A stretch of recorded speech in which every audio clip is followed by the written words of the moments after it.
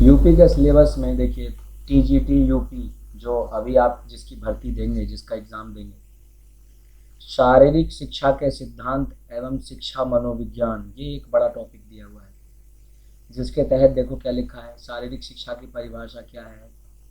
तो उसमें आ जाएगा दो चार ऐसी मुख्य मुख्य परिभाषाओं की किसने किसने दी हैं वो याद होनी चाहिए। शारीरिक शिक्षा के उद्देश्य, लक्ष्य, शारीरिक जैविक आधार, वंशानुक्रम यानी कि हेरिडिटी क्या है, जेनेटिक्स का क्या प्रभाव पड़ता है, वातावरण का क्या प्रभाव पड़ता है महिला और पुरुषों में, बॉडी टाइप्स क्या हैं, शेल्डन और स्किनर के, क्रैशमर के, शेल्डन के और क्रैशमर के, ठीक है ना। शारीरिक शिक्षा का सामाजिक आधार क्या है, परिवार और समुदाय के बारे में, ये सब सोशियोलॉजी से, सोशियोलॉजी साइकोलॉजी दो मैंने आपको बताया था, इससे आएगा। विद्यालय, व्यक्तिगत अंतर, मतलब इंडिविजुअल से इंडिविजुअल में किस किस कारणों से अंतर होता है, प्रेरणा यानी कि मोटिवेशन, सीखने का सिद्धांत जो भी दिए हैं थॉर्नडाइक ने और जिसने भी दिए हैं, स्थानांतरण के नियम यानी कि ट्रांसफर ऑफ ट्रेनिंग के नियम, है ना। शारीरिक शिक्षा के विशेष संदर्भ में, मतलब ये सब कुछ सिर्फ शारीरिक शिक्षा के संदर्भ में, क्योंकि ट्रांसफर ऑफ ट्रेनिंग अलग अलग क्षेत्रों में भी होते हैं, लेकिन हमें सिर्फ शारीरिक शिक्षा के संदर्भ की बात करनी है। शारीरिक शिक्षा के संगठन जो भी है, जैसे आईओए है, आई ओ भाई इंटरनेशनल ओलंपिक, आईओसी है, इंडियन ओलंपिक एसोसिएशन है, इंटरनेशनल ओलंपिक कमेटी है, या फिर ओलंपिक कमेटी ऑफ एशियाड है, या और बाकी जितने हैं कबड्डी के लिए, खो खो के लिए, फुटबॉल के लिए, जो भी है, तो अंतर्राष्ट्रीय संगठन, इनके बारे में पढ़ना होगा। कहाँ गया, ठीक है। प्रशासन, शारीरिक शिक्षा के महत्व एवं निर्देशन सिद्धांत, क्या है शारीरिक शिक्षा के सिद्धांत, शारीरिक शिक्षा की सुविधाओं और उनका स्तर, हाँ ठीक है। स्पोर्ट्स जो नेशनल इंटरनेशनल लेवल्स पे हैं उनके लिए उनका प्राइज डिस्ट्रीब्यूशन से लेकर के कब हुए, ये सब जो भी गेम्स हैं कब ऑर्गेनाइज हुए, पहला पूछ लेगा, आखिरी पूछ लेगा, अभी हाल फिलहाल का पूछ लेगा। मैदान और व्यायामशाला, समझे, खेल के मैदान, खेल की व्यायामशाला, ये सब भाई वो तो गेम्स में ही आ गए। जो भी आप गेम्स पढ़ोगे, एथलेटिक्स का पढ़ोगे, चाहे जो भी बाकी सारे गेम पढ़ोगे उसमें आ जाएगा। यत्र कर्मचारी और नेतृत्व, लीडरशिप के बारे में, कोचिंग के बारे में, ऑफिशियल्स के बारे में, है ना। और पीरियडाइजेशन, वैसे लिखा है समय सारणी का निर्माण, पर इसको आप पीरियडाइजेशन पढ़ सकते हैं, पीरियडाइजेशन इन स्पोर्ट्स जो आपने पढ़ा था ट्रेनिंग में। प्लानिंग और बजट, ठीक है ना। विधि के अर्थ एवं महत्व तथा प्रभावित करने वाले तत्व, ये क्या है, ये पता नहीं, तो तगड़ी हिंदी है भाई। पाठ्य निर्माण प्रतियोगिता और खेलकूद समारोह, पाठ्य निर्माण मतलब वही लेसन प्लानिंग के बारे में, खेलकूद समारोह यानी कि गेम्स वगैरह ऑर्गेनाइज करवाना, league, knockout, intramural, mural, extra mural, sports day, ये सब, ये बहुत बेसिक बातें, समझे। फिर कोचिंग के सिद्धांत में खेल कूद, जिस भी गेम को पढ़ोगे उस गेम का इतिहास, है ना, उसका विकास कैसे हुआ, किस किस गेम को स्पेशली पढ़ना है, फुटबॉल को, हॉकी को, वॉलीबॉल को, बास्केटबॉल को, कबड्डी को, खो खो, दौड़ सारा, मतलब एथलेटिक्स सारा, समझे। ये मेन गेम है जो जिस पे फोकस करती है यूपी, समझे। कौन कौन से मेन गेम है, फुटबॉल, हाँ बोलो, ये football, hockey, volleyball, basketball, kabaddi, kho kho, और जितना भी एथलेटिक्स का गेम है इन पर मेन फोकस करती है, समझ रहे हो ना। देखो ग्राउंड में मतलब नॉर्मली क्या है, स्कूलों में क्या चल रहा है, फुटबॉल चलता है, हॉकी है, हॉकी तो और कहीं कहीं चल रहा पर है, वॉलीबॉल ज़्यादातर में देखने को मिलेगा, बास्केटबॉल है, कबड्डी है, खो खो है, और सारा एथलेटिक्स का है। उसके बाद छोटे गेम में जो इंडोर हो रहा है, जैसे चेस कर लेंगे, थोड़ा बहुत बैडमिंटन कर लेंगे, क्योंकि बैडमिंटन भी होता है, दो तीन गेम अपने हिसाब से भी कर लेंगे हम, ठीक है ना। तो उनका, उनके खेल का मैदान, आकार, उनके नियम वगैरह, उपकरण, है ना, जो भी उसमें प्रयोग होते हैं, उसका वजन, उसका आकार वगैरह वगैरह, ये सब, ठीक है। कोच के, सर जी ये राजस्थान वाली है या यूपी वाली? 20 बार बोला है मैंने पढ़ाना शुरू करने से पहले। आप खत्म करने पे पूछ रहे हो राजस्थान की है कि यूपी की है। अब ये पूछना ही था तो पूरा खत्म करने के बाद ही पूछ लेते। सॉरी शारीरिक सर। शारीरिक संरचना का व्यायाम, ये सारा, ये जो अब यहाँ से जो देख रहे हैं आप, ये सब खत्म हो चुका है वो पूरा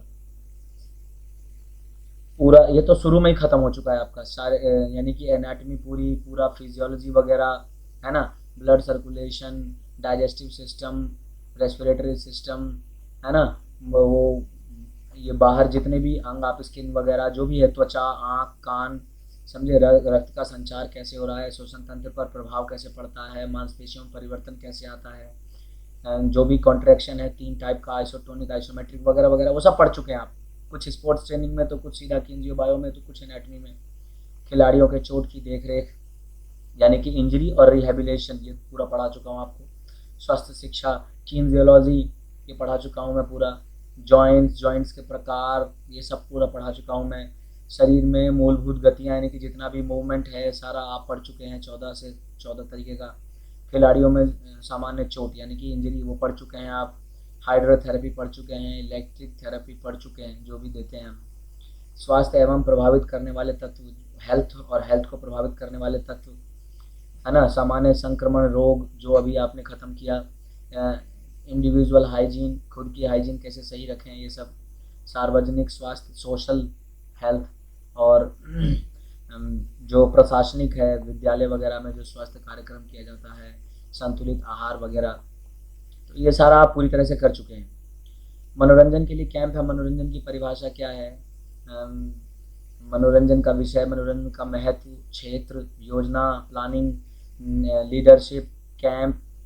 कैंप लगाना भाई, कैंपिंग बढ़िया गेम है एक तरीके से। एडवेंचरस एक्टिविटीज़ में काउंट किया जाता है। भारत में स्वतंत्रता के पूर्व एवं स्वतंत्रता के पश्चात शारीरिक शिक्षा में शिक्षकों के प्रशिक्षण हेतु संस्थान, यानी कि स्वतंत्रता से पूर्व क्या था और अब, जैसे YMCA, हनुमान व्यायाम प्रसार मंडल, और फिर उसके बाद जैसे आज़ादी के बाद ये ने पटियाला वाला NIS जिससे करते हैं, या फिर UGC ने क्या बदलाव किए, या फिर ये ग्वालियर वाला, है ना, LNIP। ये जो भी संस्थान खेलकूद के पहले थे और अब जो हुए, जो पुरस्कार वगैरह हैं, पहले क्या थे अब क्या थे, उनमें क्या क्या बदलाव हैं। अब यूपी से संबंधित जो हो उसे ज़रूर पढ़ना है इसमें। भाई यूपी का पहले क्या योगदान था, अब क्या है, या यूपी में कोई ऐसा पुरस्कार जो स्पेशली दिया जाता हो, या यूपी में किस लेवल पे खेल को ज़्यादा महत्व दिया जाता है, ये सब ऑल ओवर द लेवल पे तो पढ़ना ही है, पर यूपी के लेवल पे थोड़ा सा ज़्यादा फोकस करके पढ़ना है, क्योंकि एग्ज़ाम में आने की संभावना ज़्यादा रहती है। ठीक है ना, ये यूपी का है। पर जैसा कि मैं आपको बार बार कह चुका हूँ, बार बार कह चुका हूँ और बार बार कह रहा हूँ, तैयारी एक ही बार होती है। ये क्या है, ये जो सिलेबस है, यही सिलेबस आपको हर जगह मिलेगा। राजस्थान के पेपर में यही सिलेबस होगा। 2-4 टॉपिक फालतू हो सकते हैं, पर ये टॉपिक तो होंगे ही। उत्तराखंड के सिलेबस में आपको यही मिलेगा। 2-1 टॉपिक फालतू हो सकते हैं, या फिर जैसे राजस्थान में राजस्थान जीके है फालतू बस, और उत्तराखंड में उत्तराखंड जीके होगी। यूपी में ऐसा नहीं है, पर अगर यूपी में LT ग्रेड का पेपर दोगे तो सब कुछ सिलेबस यही रहेगा, उसमें बस 25 नंबर की जीके फालतू पड़ जाती है। तो सिलेबस यही है जो आपको करना है, वहाँ भी यहाँ भी। ठीक है ना, क्लियर है? हाँ रश्मि मैडम, शुरुआत करने से पहले ही मैंने बोल दिया था कि ये यूपी का है, पर आप लेट आए, लेट जुड़ते हो आप 15-15 मिनट। सर जी एक्चुअली मैं ना एक क्लास भी मिस कर चुकी हूँ इससे पहले। वो ना मेरे फोन में कुछ गड़बड़ी हो रखी थी, कोई बात इसलिए नहीं, अभी ध्यान दो। मैंने आपसे पूछा। और सर आज मैंने इसमें पढ़ा है, आप दूसरा बैच स्टार्ट करने जा रहे हो सर, वो क्या सीन है सर, उसके बारे में मुझे बताइए आप। अभी पहले एग्जाम, पहले ये तो पढ़ा लो फिर बात करेंगे। ठीक है, अभी एक बात बताइए मुझे, जैसे आप कुछ गेम्स के बारे में कह रहे थे, तो मैंने अपना टाइम लगा के गेम्स का ब्यौरा इकट्ठा कर लिया है। आपको स्क्रीन शेयर हो रही है, दिखाई दे रहा है? बोलो। Yes sir. देखो स्क्रीन पे क्या क्या दिखाई दे रहा है आपको। मैंने फीबा कर लिया है, फेडरेशन इंटरनेशनल बास्केटबॉल एसोसिएशन, है ना। कबड्डी, फुटबॉल, हॉकी, वॉलीबॉल, जो ये 5 मेन गेम अभी यूपी में मैंने बताए, यही मेन गेम बताया ना अभी यूपी में मैंने। एथलेटिक्स को छोड़, हाँ एक खो खो और एक एथलेटिक्स, है ना। बाकी तो खो खो, एथलेटिक्स और चेस कर लेंगे, बैडमिंटन कर लेंगे, हैंडबॉल कर लेंगे, हैंडबॉल। भाई हाँ हैंडबॉल बैडमिंटन कर लेंगे, सिलेबस में दे नहीं रखा उन्होंने पर कर लेंगे हम। पर आपको एक बात बता दूं मैं कि गेम्स में कभी किसी को कभी कोचिंग में नहीं कराता। गेम्स तो खैर खुद ही करते हैं, लेकिन अगर आप कहोगे तो पहली बार मैं गेम्स कराऊंगा। मैं अब तक 7-8 बैच जो भी करा दिए उनमें, देखो थोड़ा मामला कैड़ा पड़ता है गेम्स कराने वाला, टाइम लगेगा इसमें, अभी एक एक स्टेप बाय स्टेप। अब आप अब सुनो, ये हाँ भाई माइक किसी का खुला है उसे बंद करो। अब आप देख रहे हो ये मैंने FIVB खोल रखा है, फेडरेशन इंटरनेशनल डे वॉलीबॉल, आपके सामने खुला हुआ है, देख रहे हो आप।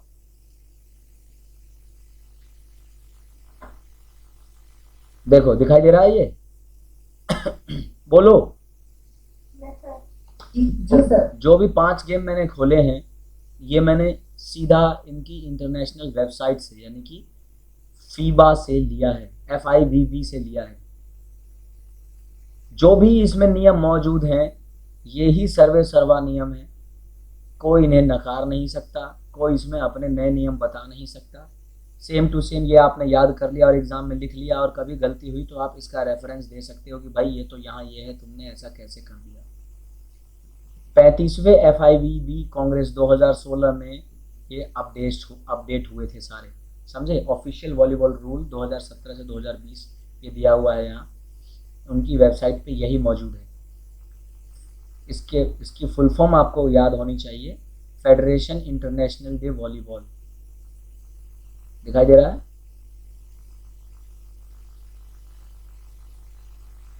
बोलो दिखाई दे रहा है।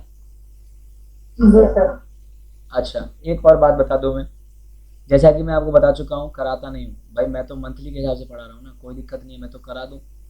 लेकिन फिर भी मैं कह रहा हूँ कराता नहीं हूँ, क्यों क्योंकि ये खुद कर सकते हैं आप, रट मारना है। पर फिर भी अगर आप कहोगे करा रहा हूँ मैं, देखो इसमें कितनी चीज़ें हैं, एक एक गेम 4-4 दिन लेगा, कम से कम 4-4 क्लास लेगा। और मैं यही कहूँगा आपको कि एक क्लास में चाहे हम उस गेम से संबंधित 10 ही लाइन पढ़ें, लेकिन वो 10 लाइन ऐसी कंठस्थ हो जाए कि जीवन में कभी ना भूलें उसे, क्योंकि आपके पास एक दिन का गैप रहता है, उस दिन आप उसे धुआंधार तरीके से दोबारा रिवाइज करो, अगले दिन मैं मिलूँ तो मुझे बताओ, समझ रहे हो आप। देखो इसमें क्या क्या पढ़ लेना है आपको, पूरा प्लेइंग एरिया, नेट के बारे में, पोस्ट के बारे में, बॉल के बारे में, टीम के बारे में, टीम लीडर्स के बारे में, ठीक है ना, पॉइंट कैसे स्कोर करते हैं, और गेम का स्ट्रक्चर कैसा होता है, कहाँ मतलब रोटेशन होता है, कहाँ रोटेशन नहीं होता, कहाँ फाउल होता है, खेल की स्थिति क्या होती है, प्लेइंग द बॉल किस तरीके से खेलते हैं, नेट पे जब बॉल आती है तो उसका क्या नियम है, कैसे नियम है, नेट पे प्लेयर रहते हैं उनका क्या नियम है, कैसे नियम है, सर्विस का क्या नियम है, कैसे नियम है, अटैक हिट क्या है, ब्लॉक क्या है, ठीक है ना, इंटरप्शंस मतलब क्या बाधा बन सकती हैं, कैसे सब्स्टिट्यूशन हो सकता है, क्या है, गेम डिले क्या होता है इसमें, समझे। कुछ एक्सेप्शनल इंटरप्शंस कैसे हैं, मतलब एक्सेप्शनल्स बाधाएं कैसे आ सकती हैं, intervals and changes of courts, कैसे कोर्ट्स बदलते हैं, लिबरो प्लेयर क्या है उसके बारे में जानकारी, समझे, रिक्वायरमेंट्स ऑफ कंडक्ट, मिसकंडक्ट क्या होते हैं उसके बारे में, रेफरीज के बारे में, रेफरी का काम क्या है, first referee, second referee, scorer का काम क्या है, असिस्टेंट स्कोरर, लाइन जज, ऑफिशियल्स का काम क्या है, ठीक है ना। और जब हम सिर्फ, अब ये तो खैर डायग्राम पढ़ेंगे तो डायग्राम तो पूरा ही पढ़ लेंगे, डायग्राम के बारे में बताया हुआ है, इतनी चीज़ें पढ़नी है तभी जाकर के गेम बिल्कुल कंप्लीटली तैयार होता है, याद रखो। पता है कई बार लोग गेम तैयार कर लेते हैं और तैयार करने के बाद भी गेम में से क्वेश्चन आता है, जैसे मैं दूसरों की नहीं, मैं अपनी बात बताता हूँ, मैं बास्केटबॉल का थोड़ा सा पढ़ लिया, याद कर लिया, और 2 बार 4 बार रिवाइज किया, नई बात बनी, फिर 2 बार 4 बार रिवाइज किया। अब इतने सारे गेम हो गए थे कि छोटी छोटी बातें हमेशा गलत हो गए। एथलेटिक्स का खूब रिवाइज किया, अब वो 2.35, 2.20, 2.25 और पॉइंट में एग्जाम में कंफ्यूजन, उसके कारण गलती। अब बास्केटबॉल में आ गया था एक गेम कि ट्राइंगल एंड टू क्या होता है। अब पूरा अगर आपने ए टू जेड पढ़ा हो इस तरीके से जैसा मैं कह रहा हूं तो कभी कंफ्यूज होने का मतलब नहीं, वरना फिर हो गए ही हो गए। तो बताइए क्या करना है। जी सर पढ़ना है।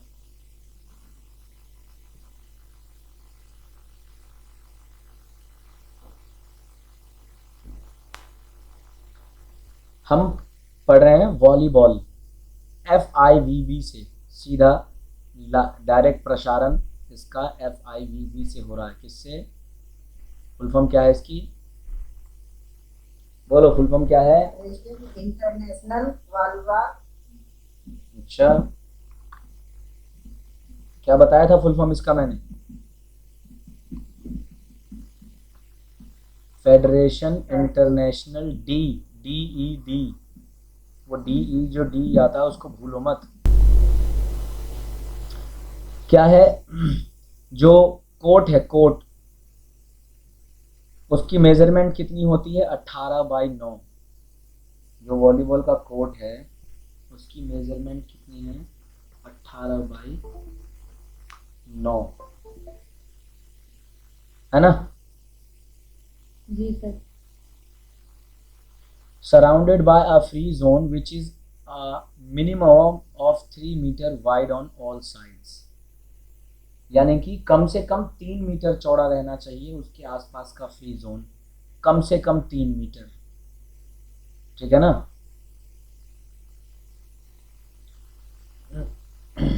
ये जो फ्री प्लेइंग स्पेस है above the playing area which is free from any obstructions, जो फ्री जोन की बात कर रहे हैं वो फ्री जोन भी बिल्कुल फ्री रहना चाहिए। फ्री जोन में भी कोई चीज़ें नहीं होनी चाहिए कि वहाँ तक लोग जाके और बॉल ले आते हैं वापस। अगर आपने वॉलीबॉल मैचेस देखे होंगे, कोर्ट के बाहर भी अगर बॉल उड़ के जा रही है तो बाहर से भी उसे खींच के कोर्ट में ले आते हैं, समझे? जो फ्री, सर जी हाँ। ड्रॉ करके समझा सकते हो सर? अरे मैडम वो भी बताऊंगा, रुक तो जाओ, पहले जो यहाँ लिखा है उसे तो देखो, आपके बगल में, इसीलिए तो मैंने कोर्ट ऑप्ट करा था। पहले एक बार बोला हुआ सुन लो, ये जो सामने लिखा है उसे सुन लो, तभी तो डायग्राम पे जाऊंगा ना मैं। जो फ्री प्लेइंग स्पेस है उसकी जो ऊंचाई है, मतलब जहां आप खेल रहे हो वॉलीबॉल, उसकी ऊंचाई 7 मीटर इन हाइट होनी चाहिए मिनिमम। मिनिमम। अगर आप इंडोर में खेल रहे हैं तो, आउटडोर खेलने में तो दिक्कत ही नहीं है, फिर तो पूरा खुला आसमान है आपके पास। पर अगर आप इंडोर खेल रहे हैं तो 7 मीटर होनी चाहिए ऊंचाई, याद रखना। ये भी आया हुआ क्वेश्चन है एग्जाम में।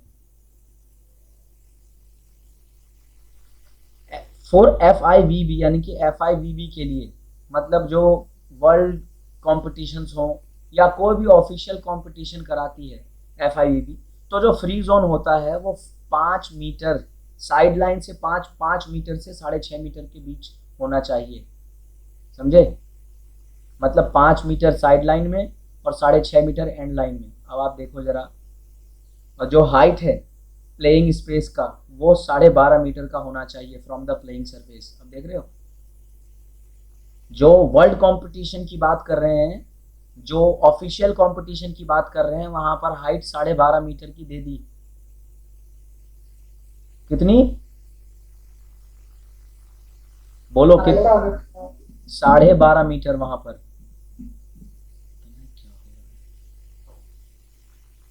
चलिएगा ठीक से। नॉर्मली 7 मीटर होती है। हाँ हाँ, वैसे नॉर्मली 7 मीटर।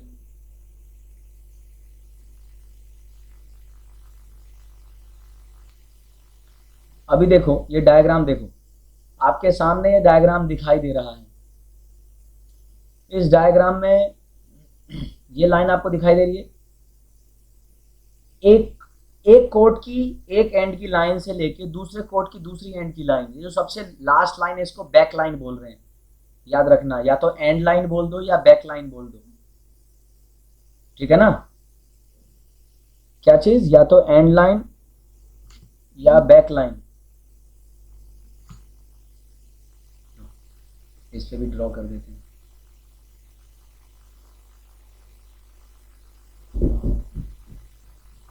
देखो सर एक मैंने ये पूछा, जो पोल जो नेट है वो नीचे खत्म हो रहा है, जो नेट है जो नीचे खत्म हो रहा है उसकी ग्राउंड से हाइट कितनी होगी? तो भाई निकाल दो ना, क्या दिक्कत है। वो अभी बता तो रहा हूं मैं, अभी सब निकल जाएगा आपका। देखो बैक लाइन, ये जो सबसे लास्ट में है वहां भी लिखा हुआ है, यहां भी लिखा हुआ है, ये बैक लाइन, ठीक है ना, दोनों तरफ। हाँ 9 मीटर चौड़ी है ये, यहाँ से यहाँ तक 9 मीटर चौड़ी है, और जो लंबाई है पूरी यहाँ से यहाँ तक, ये पूरी 18 मीटर। एक छोर से एक बैक लाइन से दूसरे बैक लाइन की जो लंबाई है ये टोटल 18 मीटर की है। यानी कि एक साइड का कोट 9 बाई 9 का हो गया, ऐसे ही दूसरे साइड का कोट 9 बाई 9 का हो गया, ठीक है ना। ये 9 बाई ये 9 यहां तक, देख रहे हो, ये यहां तक, जहां तक सेंटर लाइन है। क्लियर है? सर हाफ कोट 9 बाई 9 का। हाँ, और फुल कोट 18 बाई 9 का। क्लियर है? ठीक है। फिर उसमें ये बैक लाइन से लेके, और यहाँ पर एक ये लाइन दिखाई दे रही है आपको, ये समझे, ये लाइन अटैक लाइन है। कौन सी लाइन है? Attack line. और इसी अटैक लाइन के आगे जो स्मैशर होते हैं ना, इसी अटैक लाइन के आगे से मतलब बॉल तैयार करते हैं, स्मैश करते हैं। एक ही, अभी देखिए बारी बारी से सब जाएंगे, एक ही बार में सब घुसा दूंगा गड़बड़ हो जाएगा। लिब्रो नहीं जाता अटैक लाइन के आगे, पर अभी मैं लिब्रो की बात नहीं कर रहा हूँ मैं अभी, अब बस इतना जानिए, ये अटैक लाइन है, इसके आगे ये फ्रंट जोन है 3 मीटर का। यानी कि बैक लाइन से लेके अटैक लाइन तक के बीच की दूरी 6 मीटर की। कितनी? 6 मीटर की। हाँ, और अटैक लाइन से सेंटर लाइन तक की दूरी 3 मीटर की। टोटल मिला के हो गए 9 मीटर, जो मैंने अभी बताया आपको, 9 बाई 9। तो ये 9 मीटर हो गया ना, 6 मीटर प्लस 3 मीटर, 9 मीटर हो गया ना टोटल। Yes sir. हाँ जी, पीछे बढ़ाता भी 5 सेंटीमीटर भी तो बढ़ाता सर। 5 सेंटीमीटर? अरे वो फ्री जोन है, 5 तो बढ़ाता। मीटर। वो लाइन की मोटाई। अरे वो फ्री जोन पढ़ा था, फ्री जोन। भैया मैं इसीलिए तो कह रहा हूँ, जितना पढ़ा है सिर्फ उतना सुनो। वापस जाऊंगा वहां, अभी अब यहाँ डायग्राम देख रहे हो, बस इसको देखो, वो फ्री जोन है आसपास।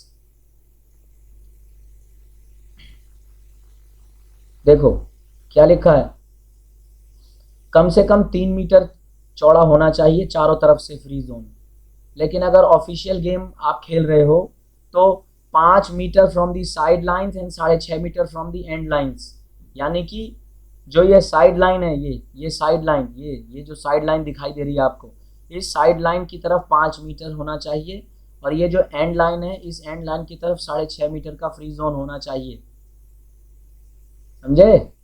इस लास्ट लाइन से 6.5 मीटर तक खाली होनी चाहिए जगह, ये पूरी यहाँ तक 6.5 मीटर जहाँ तक भी हो रही हो। और ऐसे ही इधर साइड लाइन से 5 मीटर तक की जगह खाली होनी चाहिए बिल्कुल फ्री जोन में। समझे? समझ में आ रही है बात? सर देखो जी सर। हाँ जी, यहाँ तक बॉल, अगर मान लो बॉल अटैक सर्विस में डिग करके उठाई बॉल, बॉल उड़ के हवा में कहीं इधर कहीं यहाँ तक पहुंच गई है 5 मीटर की जोन तक, तो यहाँ तक, यहाँ से भी खिलाड़ी मार के वापस कोर्ट में ले आते हैं, फिर कोर्ट से दूसरे के कोर्ट में पहुंचा देते हैं। इधर 6.5 मीटर है एंड लाइन से, और इधर 5 मीटर है साइड लाइन से फ्री जोन। ऑफिशियल, और नहीं तो कम से कम 3-3 मीटर दोनों साइड होना ही चाहिए, कम से कम 3-3 मीटर दोनों साइड होना ही चाहिए। ठीक है? और फ्री जोन में जाके बॉल प्ले कर सकते हैं?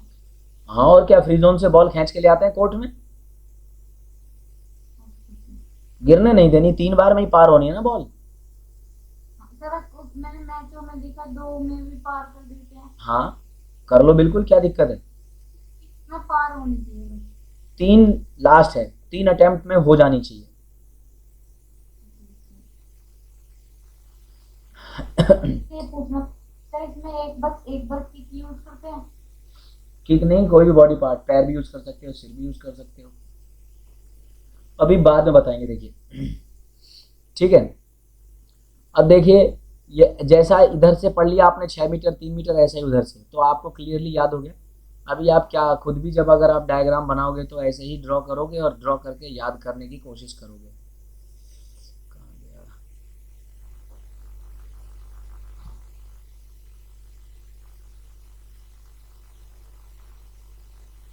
जैसे इंटरनेशनल लेवल। अब आप डायग्राम ड्रॉ करके देखोगे इसी तरीके से कि भाई ये हो गया हमारे वॉलीबॉल कोर्ट का डायग्राम, ये यहाँ से ये 9 मीटर हो गया, इसको लिख देना ऐसे बैक लाइन, और फिर यहाँ से ऐसे बना देना ये यहाँ से यहाँ तक 6 मीटर हो गया, और ये हो गया बैक जोन, और फिर ऐसे ही यहाँ से यहाँ तक 3 मीटर हो गया। हाँ, ये हो गया अटैक लाइन, और ये हो गया सेंटर लाइन, और ये हो गया सेंटर जोन। ठीक है ना, सॉरी सेंटर जोन कह रहा हूँ, अटैक जोन, अटैक जोन या फ्रंट जोन जो भी कह लो। ऐसे ही फिर दूसरी तरफ कोर्ट के फिर ऐसे ही पूरा बनेगा, ड्रॉ होगा। ठीक है ना, तो ये 9 मीटर और ये 9 मीटर, ऐसे ही ये 9 मीटर और ये 9 मीटर, इसीलिए जो टोटल डायमेंशन आता है वो आता है 9 मीटर चौड़ाई और 18 मीटर लंबाई। ठीक है ना। ठीक है, और इसके साइड में इधर जो ये जो साइड लाइन है यहाँ तक, ये फ्री जोन, ये फ्री जोन कितने मीटर का? 5 मीटर का। ऐसे ही इधर नीचे जो फ्री जोन है, इधर का जो फ्री जोन है,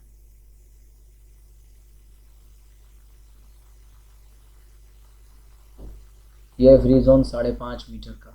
ठीक है ना, हाँ वही 6.5 ही तो लिखा है मैंने। ठीक है ना, ये ध्यान रखना है आपको दोनों तरफ। अब ये जो नेट की ऊंचाई दे रखी है उसका ध्यान रखना है कि भैया नेट की ऊंचाई मैनेज करनी है, आपको पढ़ना है नेट की ऊंचाई के बारे में। देखो क्या है, क्या लिखा हुआ है नेट की ऊंचाई। पुरुषों के लिए 2.43 और महिलाओं के लिए 2.24 मीटर।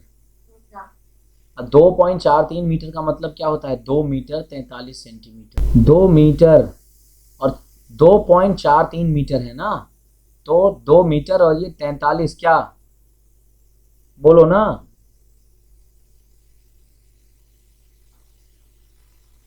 सेंटीमीटर।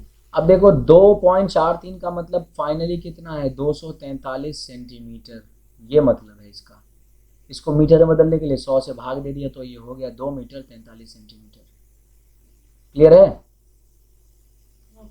और महिलाओं के लिए 2.24 मीटर। ठीक है ना, पुरुषों के लिए 2.43, महिलाओं के लिए 2.24। टोटल घटा के देख लो जरा, 2.24 कितने सेंटीमीटर का अंतर डाल दिया महिलाओं और पुरुषों में? 19। कितना? महिलाओं और पुरुषों में 19 सेंटीमीटर का डिफरेंस। हाँ सर एक बार रिपीट कर दो, मेरे पास नेटवर्क इशू हो रहा था, तो मैंने वाईफाई किया। अब आपने बताया बोल, पता नहीं कहाँ से छूटा, अब कैसे पता मुझे? सर कोई नहीं, रिकॉर्डिंग में तो आ ही जाता है। हाँ रिकॉर्डिंग में आ जाए, कोई दिक्कत नहीं, घटा लो ना। मैन और वुमेन का जो हाइट है ना उसका सेंटीमीटर का अंतर है। हाँ, मैन के लिए 243 सेंटीमीटर ऊंचाई है, वुमेन के लिए 224, तो दोनों में अंतर घटा के 19 सेंटीमीटर का अंतर डाला, यानी कि पुरुषों के लिए नेट की ऊंचाई जो है वो 19 सेंटीमीटर ज़्यादा है महिलाओं से। ठीक है ना, कितना है ये? 2.43 मीटर, और ये है 2.24 मीटर। क्लियर है? क्लियर है? आपने कुछ सेंटीमीटर या 7 मीटर अरे वो भैया वो अरे वो छत की ऊंचाई थी, हाइट ऑफ फ्लोर।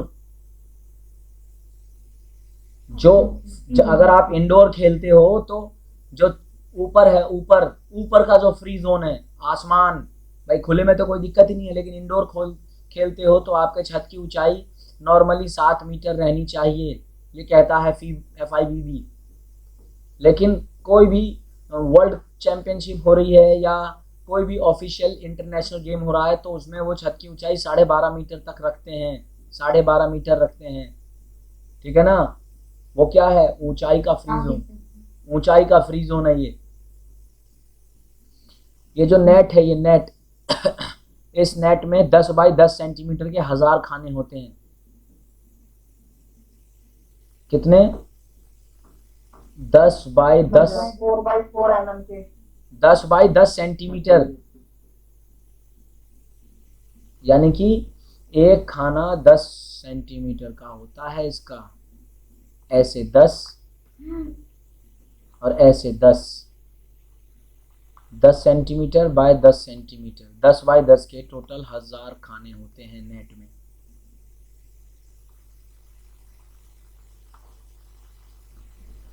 ठीक है।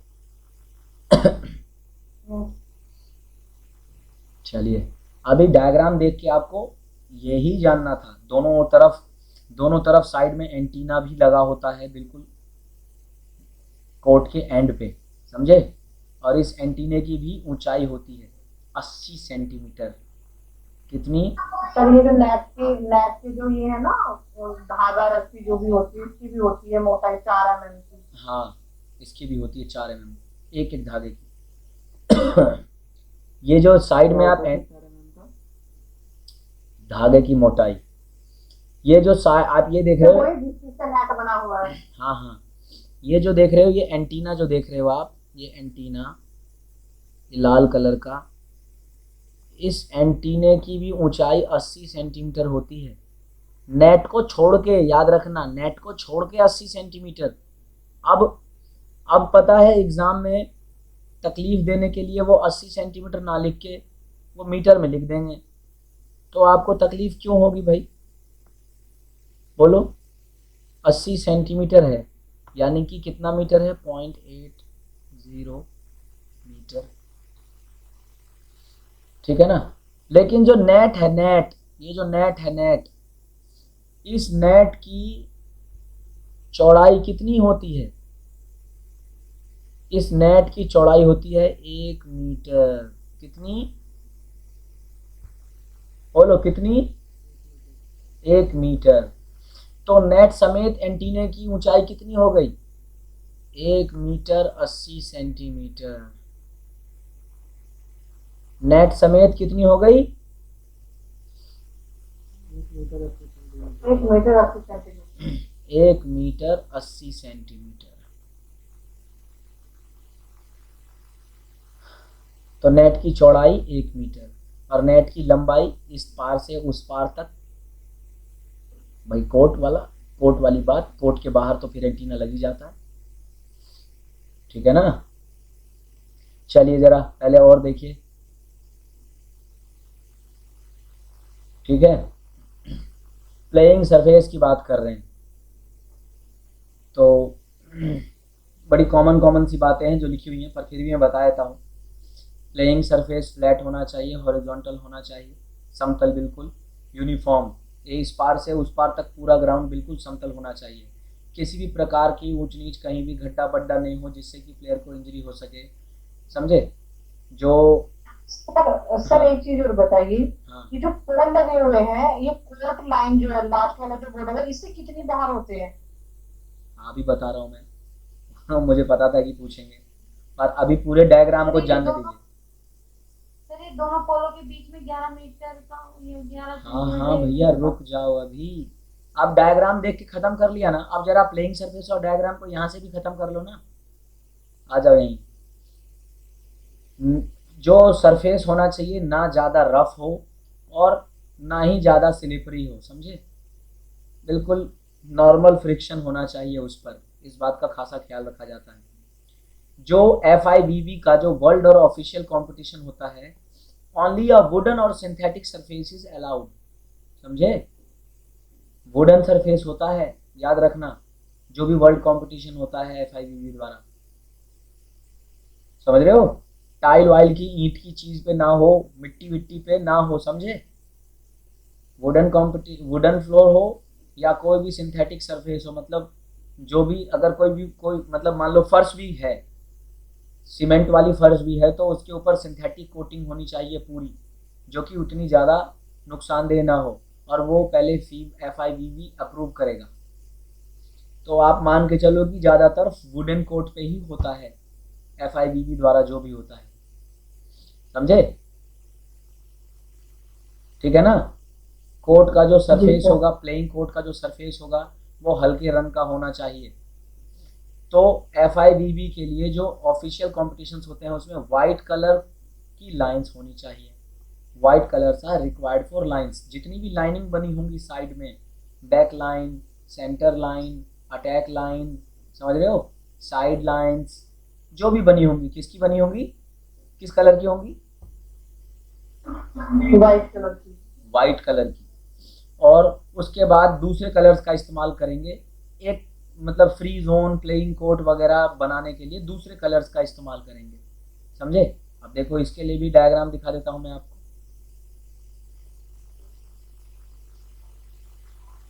इसका माइक खुला है। वॉलीबॉल कोर्ट देखो, देखो आपको दिखाई दे रहा है, ये ओलंपिक्स का है, ये देख पा रहे हैं सभी? अब इसमें देखो, सफेद से तो मार्किंग की हुई है कोर्ट की, और उसके बाद जो फ्री जोन डाल रखा है वो डॉटेड मार्किंग से है। क्लियर है?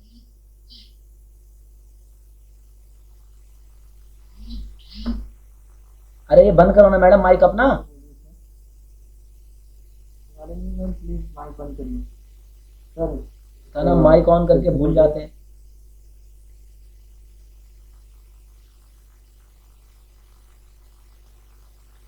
ठीक है ना? ये जो फ्री जोन देख रहे हो साइड में, जहां पर मेरा माउस का कर्सर है, ये देखो, ये फ्री जोन डॉटेड लाइन से है। क्लियर है? फ्री जोन ब्लू कलर का कर दिया, और प्लेइंग एरिया अलग ये कर दिया, लाइट ऑरेंज या जो भी आप कह लो इसे। तो देख रहे हो आप, वाइट तो कंपलसरी है लाइंस के लिए, ऐसे ही नेट की पट्टी भी सफेद होनी चाहिए, और बाकी का फ्री जोन और प्लेइंग कोट ये अलग अलग कलर का प्रयोग करके पेंट किया जा सकता है। ठीक है ना?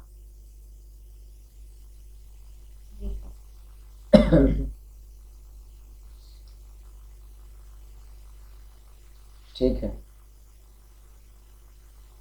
अगर कोई आउटडोर कोर्ट हो, आउटडोर गेम अगर हो रहा है, तो slope of 5 millimetre per metre is allowed for drainage. समझे? यानी कि जो एक आपका जो प्लेइंग कोर्ट है, ये तो ये बिल्कुल सीधी लाइन है, पर ऐसे सीधी लाइन नहीं होगी, हर 1 मीटर पे 5 mm की ढलान, ऐसे ऐसे दोनों तरफ, दोनों तरफ हल्की ढलान होगी कोर्ट पे, ताकि पानी कोर्ट में ना रुके और कोर्ट के बाहर निकल जाए। पर वो ढलान कितनी होती है? 5 mm पर मीटर। 1 मीटर पे 5 mm तक की ही ढलान होनी चाहिए। समझे? और जो कोर्ट की लाइंस हुआ करती थी पहले सॉलिड मटेरियल्स की, वो अब हटा दी गई हैं। अब सॉलिड मटेरियल्स की लाइन नहीं होती, कोर्ट की लाइन वही जो। हाँ, ढलान कैसे? अब यहाँ डायग्राम बना के दिखा तो दिया ढलान। अब मैं ईंट से जोड़ के दिखा दूं क्या ढलान? ढलान मतलब दोनों तरफ हल्का सा टेपर होता है, ताकि पानी रुके नहीं, बाहर निकल जाए। ढलान शब्द सुना नहीं क्या कभी हिंदी में?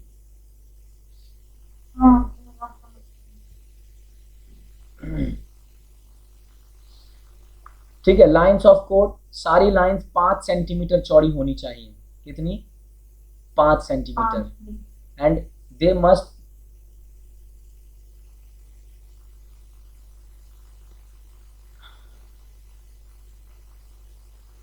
They must be of a light colour which is different from the colour of floor and from other lines.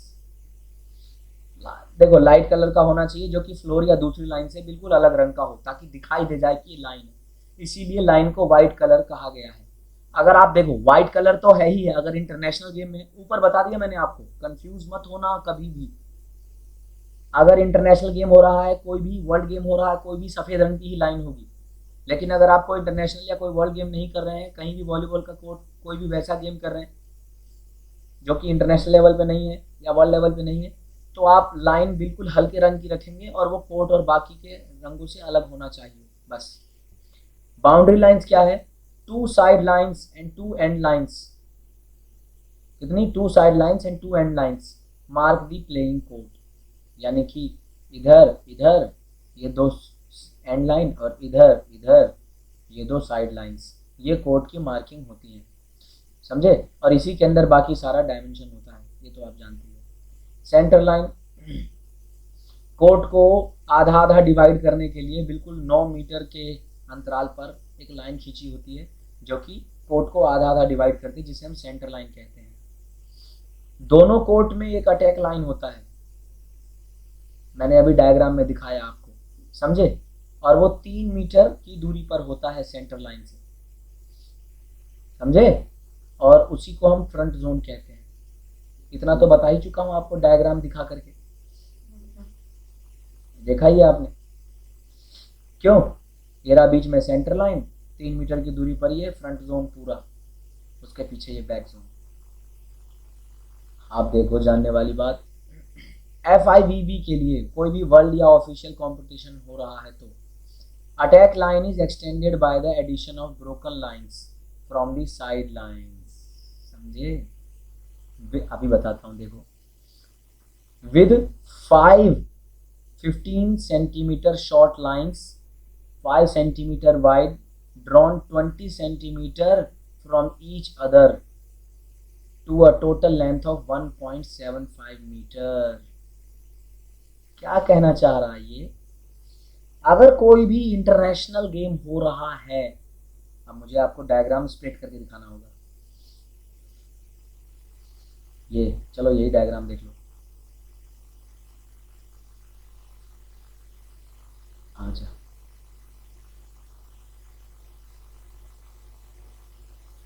Zoom हो जाएगा, चलो इसी को दिखा देते हैं। जूम कहाँ से करूँ इसे?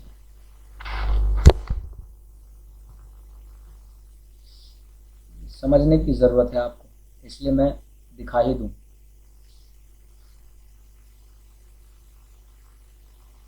ठीक है, आप ये देख पा रहे हो, इधर साइड में ये देखो, देखो 1 2 3 4 5 इस तरीके से डॉटेड लाइन दी हुई है कि नहीं? ये इसी की बात कर रहा है। वहां क्या कह रहा है कि अगर कोई भी वर्ल्ड कंपटीशन हो रहा है तो अटैक लाइन को दोनों तरफ बढ़ा दिया जाता है, टुकड़ों में जो लाइन खींची हुई है उस लाइन से, है ना, दोनों तरफ साइड लाइन से। कितनी? 5 अभी गिनाई थी मैंने। कितनी गिनाई मैंने? 5 गिनाई ना मैंने। उधर भी 5 है, देखो कहीं भी देख लो 5 ही है। 1 2 3 4 5 5 कितनी? 5, ठीक है ना। 15-15 सेंटीमीटर की 5 लाइनें जो कि 5-5 सेंटीमीटर चौड़ी होती हैं। देखो ये बात तो मैं ऊपर ही बता चुका हूं आपको कि सारी लाइन 5 सेंटीमीटर चौड़ी होगी, चाहे कोई सी भी लाइन बनाओ वो 5 सेंटीमीटर ही चौड़ी होगी। तो 5-5 सेंटीमीटर चौड़ी लाइनें कितनी? 5। कितनी कितनी लंबी? कितनी कितनी लंबी? 15-15 सेंटीमीटर लंबी, यानी कि 15-15 सेंटीमीटर लंबी 5 लाइनें बनाई जाती हैं, ठीक है। Drawn 20 centimetre from each other, एक दूसरे से 20 सेंटीमीटर की दूरी पर, to a total length of 1.75 metre.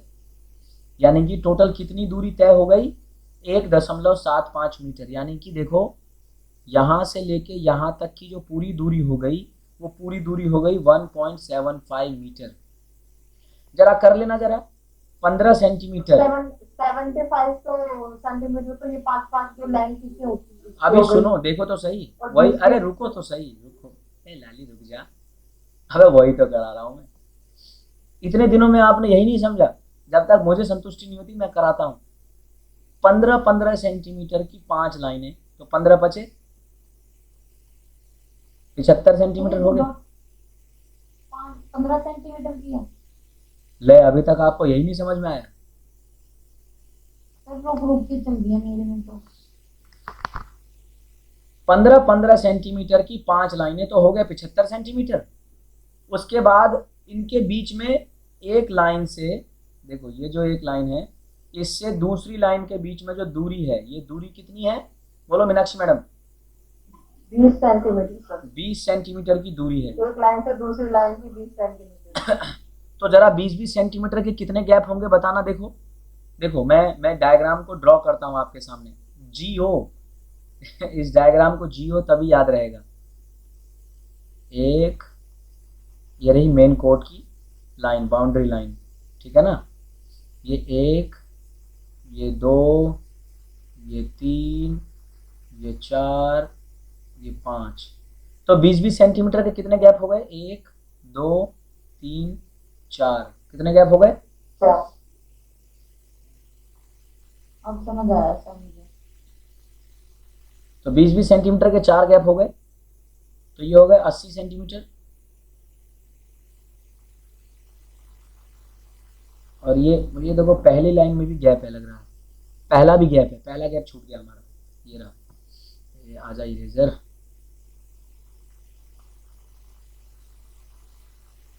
ये पहला गैप,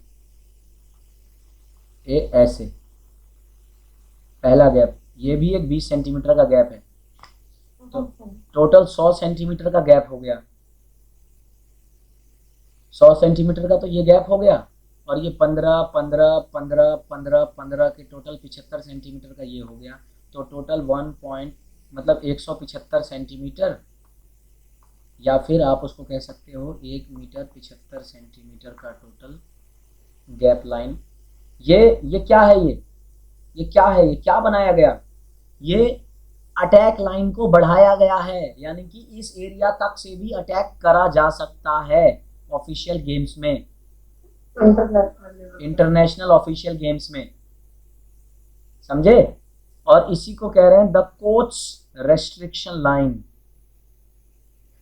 कोच की रेस्ट्रिक्शन लाइन बता रहे हैं, क्या कह रहा है, a broken line which extends from the attack line to the end line of the court, parallel to the side line and 1.75 meter from it, is composed of 15 centimeter short lines drawn 20 centimeter apart to mark the limit of the coach's area of operation।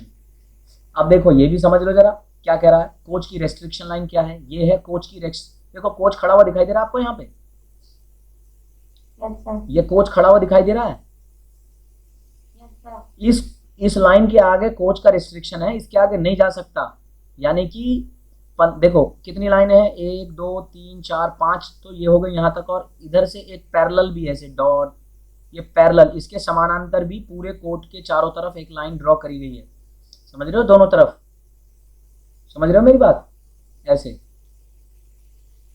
समझ रहे हो कि नहीं? ये coach की restriction line है, समझ में आ रहा है मीनाक्षी मैडम? जी सर। देखो ऐसे डायग्राम में देखो कि अगर ये कोर्ट है एक साइड का, और ये है सेंटर लाइन, और ये है आपकी अटैक लाइन, तो यहाँ पर 1, 2, 3, 4, 5 ऐसे बना रखी हैं, तो इसके पैरेलल एक लाइन ऐसे पूरे में ड्रॉ कर रखी है ऐसे डॉटेड, ये कोच का रेस्ट्रिक्शन एरिया है, समझे? ये क्या है, कोच का रेस्ट्रिक्शन एरिया, इसके आगे न जावे हो। तो क्या कह रहा है, कोच रेस्ट्रिक्शन लाइन क्या है? A broken line which extends from the attack line to the end line, मतलब नीचे तक, कोर्ट के नीचे तक, लास्ट बैक जोन के पास जो बैक लाइन है वहां तक, समझ रहे हो ना? समझ रहे हो ना कहां तक? ये रहा, ये है एंड लाइन, इसको बोलते हैं एंड लाइन या फिर बैक लाइन, ठीक है ना? यहां तक आती है ये, समझे? इस जगह तक, बैक लाइन तक। तो क्या कह रहा है ये? To the end line of the court parallel to the side line, मतलब साइड लाइन के बिल्कुल बराबर बराबर जाएगा, और ये भी 1.75 मीटर की दूरी से ही जाएगा पूरा, समझ रहे हो ना? यानी कि यहाँ भी 1.75 मीटर की दूरी है और लास्ट तक भी 1.75 मीटर की दूरी ही रहेगी। पैरेलल का तो यही मतलब होता है, क्यों? समानांतर। समानांतर, बिल्कुल, समझे? तो क्या कह रहा है ये? Is composed of 15 centimetre short lines drawn 20 centimetre apart to mark the limit of the coach area operation, समझे? ये भी उधर से भी 15 ही होती हैं, 15-15 सेंटीमीटर की शॉर्ट लाइन्स ही होती हैं, 20-20 सेंटीमीटर अपार्ट, इधर से भी ऐसा ही है, ठीक है? बैक लाइन के पीछे नहीं होती है सर ये? हाँ, बैक लाइन एंड लाइन के पीछे नहीं होती ना ये? नहीं, एंड लाइन के पीछे, इधर इधर की बात करें आप, इधर की, इस एरिया की, इस एरिया में नहीं होता जी, सिर्फ दोनों तरफ, इधर और इधर। यानी कि अगर मैं आपके सामने एक डायग्राम बना दूं, अलग अलग कलर से बना दूं, एक तरफ ये पूरा एक बड़ा डायग्राम हो गया ये, ठीक है? ये ऐसे हो गया, ये सेंटर लाइन हो गया,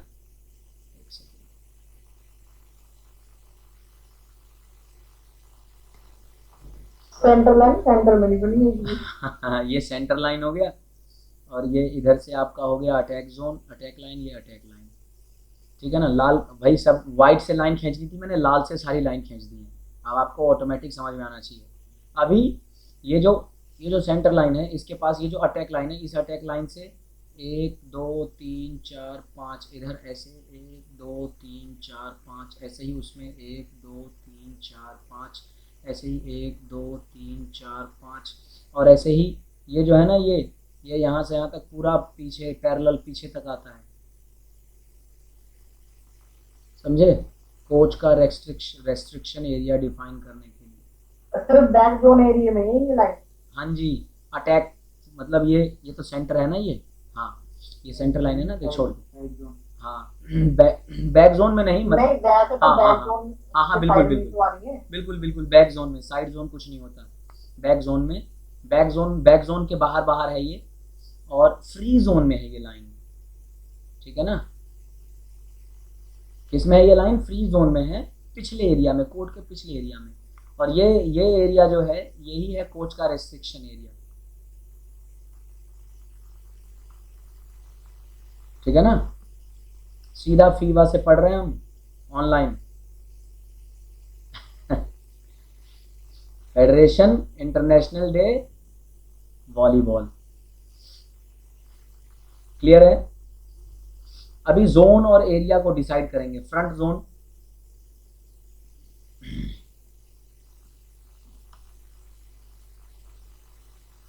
तो देखो दोनों कोर्ट्स में फ्रंट जोन है, जो कि सेंटर लाइन द्वारा लिमिटेड है, आगे सेंटर लाइन है और पीछे अटैक लाइन खींच करके लिमिट कर देते हैं उसको, ठीक है ना? 3 मीटर तक लिमिट।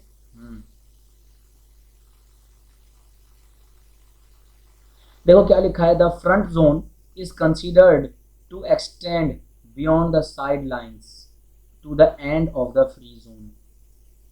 तो जो फ्रंट जोन है वो फ्री जोन के एंड तक एक्सटेंड किया जा सकता है, समझे? जो भी फ्री जोन रखा गया है, अब 5 फ्री जोन मैंने क्या बताया, दोनों तरफ कितना कितना होता है, मिनिमम 3-3 मीटर का, और वैसे कितना, साइड में 5 मीटर और पीछे 6.5 मीटर, ये बताया ना? हाँ, तो फ्री जोन तक फ्रंट जोन एक्सटेंड किया जा सकता है, ठीक है? वैसे तो इंटरनेशनल मैचों में मैंने बता दिया अभी कि 1.75 मीटर तक एक्सटेंड करके ही रखते हैं उसे, जो कि कोच का रेस्ट्रिक्शन एरिया रहता है ना। ये बिल्कुल ऑफिशियल है। सर नेशनल्स में नहीं करते? नेशनल में कर लो, क्या दिक्कत है, बिल्कुल किया जा सकता है। फिर ठीक है, service zone. Service zone is a 9 metre wide area behind each line. समझ रहे हो, ये जो पीछे कोर्ट का एरिया है पूरा, सर्विस किसी भी तरफ से, मतलब किसी भी जगह से कर सकते हैं, पूरे 9 मीटर की चौड़ाई का इस्तेमाल कर सकते हैं आप सर्विस कर। जो बैक लाइन है, ये जो लास्ट की एंड लाइन है, ये एंड लाइन, इस एंड लाइन के पीछे जहाँ तक फ्री जोन है, कितना 6.5 मीटर, यहाँ तक सर्विस जोन होता है।